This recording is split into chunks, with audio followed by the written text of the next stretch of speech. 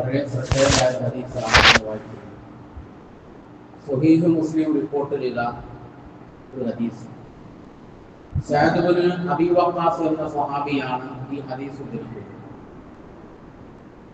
Saad Ibnu അബീ വഖാസ് റളിയല്ലാഹു അൻഹു പറയുന്നു, കുന്നാ ഇൻദ റസൂലില്ലാഹി സ്വല്ലല്ലാഹു അലൈഹി വസല്ലം, ഞങ്ങൾ ഒരു ദിവസം റസൂലുള്ളാഹി സ്വല്ലല്ലാഹു അലൈഹി വസല്ലം ക്ലാസ് എടുക്കുമ്പോൾ ആ ക്ലാസ്സിൽ ഞങ്ങൾ പങ്കെടുത്തു.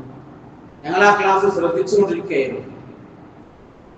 ഫഖാല അയുജിദു അഹദുക്കും അൻ യക്സിബ ഫീ കുല്ലി യൗമിൻ അൽഫ ഹസനത്തിൻ, ഒരു ദിവസം നിങ്ങൾക്ക് ഒരു 1000 നന്മകൾ ചെയ്യാൻ കഴിയുമോ എന്ന് നബി തങ്ങൾ ഞങ്ങളോട് ചോദിച്ചു.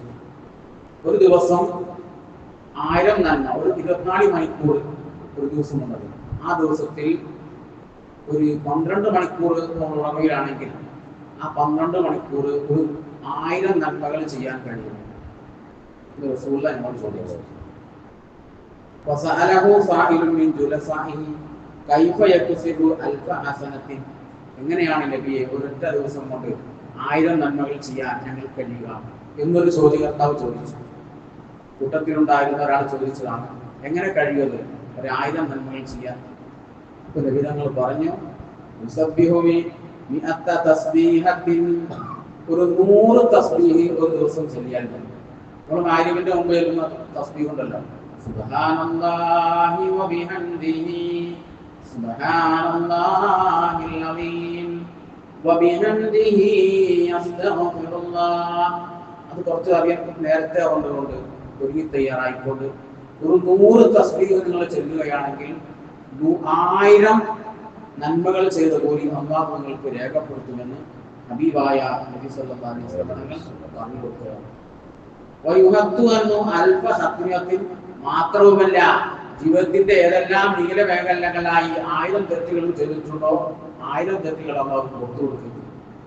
1000 നന്മകൾ ചെയ്ത കൂലി രേഖപ്പെടുത്തുകയും 1000 തെറ്റുകൾ പുറത്തു കൊടുക്കുകയും ചെയ്യും. അത്രക്ക് പവറുള്ള വൃത്തരാണ് നമ്മൾ മഗ്‌രിബിന്റെ മുമ്പ് ചൊല്ലുന്ന തസ്ബീഹ്. എല്ലാവരും ആ തസ്ബീഹിന് വേണ്ടി ഒന്ന് തയ്യാറായി ആ തസ്ബീഹ് ചൊല്ലുമ്പോൾ 1000 നന്മകൾ നമുക്ക് രേഖപ്പെടുത്തപ്പെടുന്നു, 1000 തിന്മകൾ നമ്മിൽ അല്ലാഹു മായ്ച്ചെടുക്കും.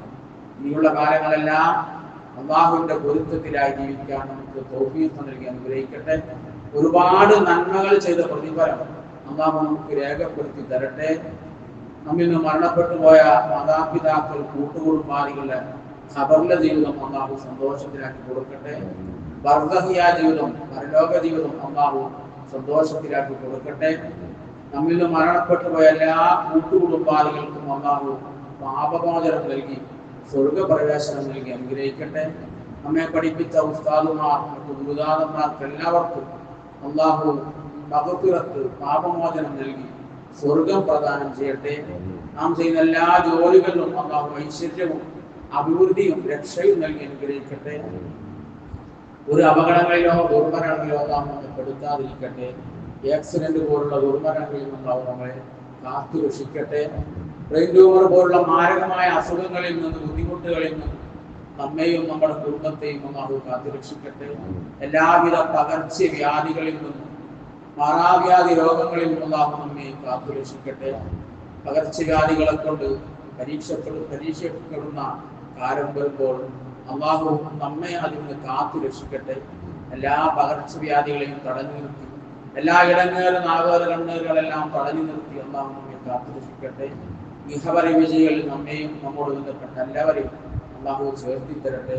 നാം നിസ്കരിച്ച പരമസ്കാരവും നാം അനുഷ്ഠിച്ച എല്ലാ നിസ്കാരങ്ങളും സ്വതക്കകളും ദാനധർമ്മങ്ങളും എന്തെല്ലാം നന്മകൾ ചെയ്തു അതെല്ലാം അല്ലാഹു സ്വീകരിച്ച് 2 വീട്ടിലും വിജയിക്കുന്നവർ അല്ലാഹു നമ്മെ ഉൾപ്പെടുത്തി തരട്ടെ. അസ്സലാമു അലൈക്കും.